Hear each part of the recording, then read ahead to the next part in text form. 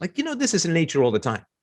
We got creatures in nature, they cheat all the time. Like the tigers are like, the zebra are like to the tigers, hey man, you got these stripes that makes you blend in with the grass. That's cheating. You got to be up front. You got to announce yourself.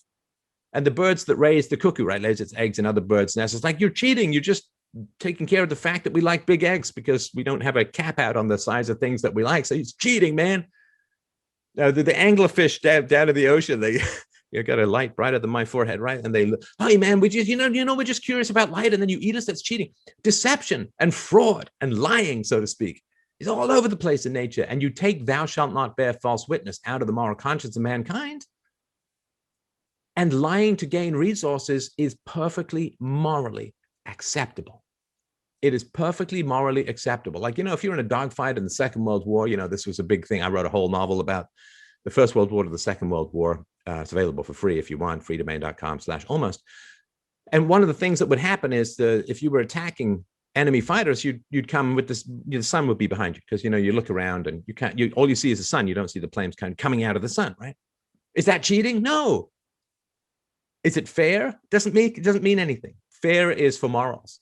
So cheating, if you're in an amoral universe, cheating to win an election, lying about your opponent, if that's going to gain you votes and thus gain you political power, like, the Fine People hoax where this lie was going around since Charlottesville that Trump called neo-Nazis very fine people. It's totally false. It's totally false. And the Christians and the moralists and people like myself and others, like, that's not true. That's not true. You're cheating. It's lying. But that's only if you live in a moral universe. Yeah. If you live in an amoral universe, deception is perfectly valid. I mean, do you take rubbing alcohol on a piece of Kleenex to your date and take off her makeup and say, you're cheating, you're faking fertility symbols to mess with my head, man?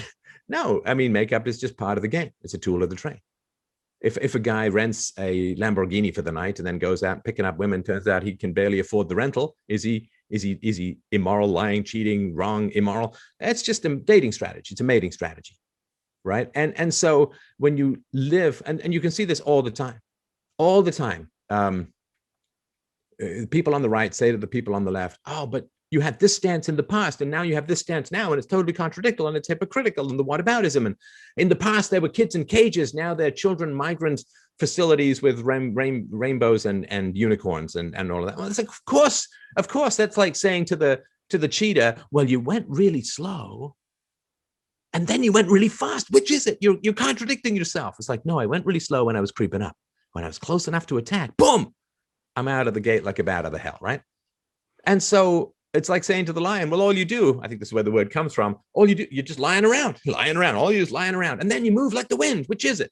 It's like, no, I lie around to conserve energy. Then when I get hungry, I go chase a gazelle and eat its ass off because I need more calories. And then I go back to lying around. So for people who are moral, they look at the people who are amoral and say, well, you keep changing your story.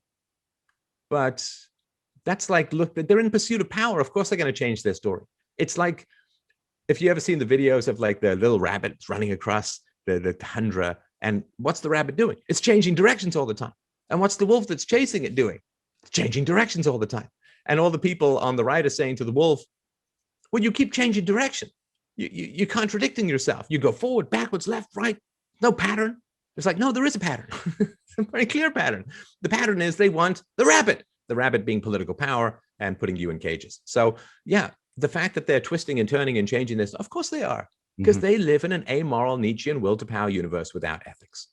And it's a state of nature. It is nature. And nobody looks at nature and says, well, that animal is totally cheating. That the cat is fluffing up its fur to look bigger. It's not that big. It's cheating. It's like, no, that's nature. Nature is cheating.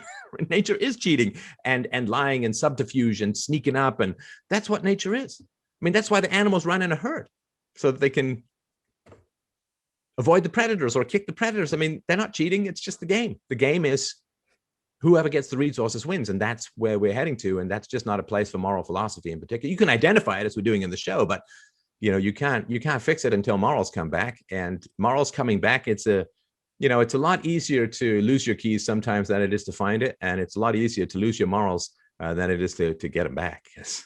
That's a pretty ugly process.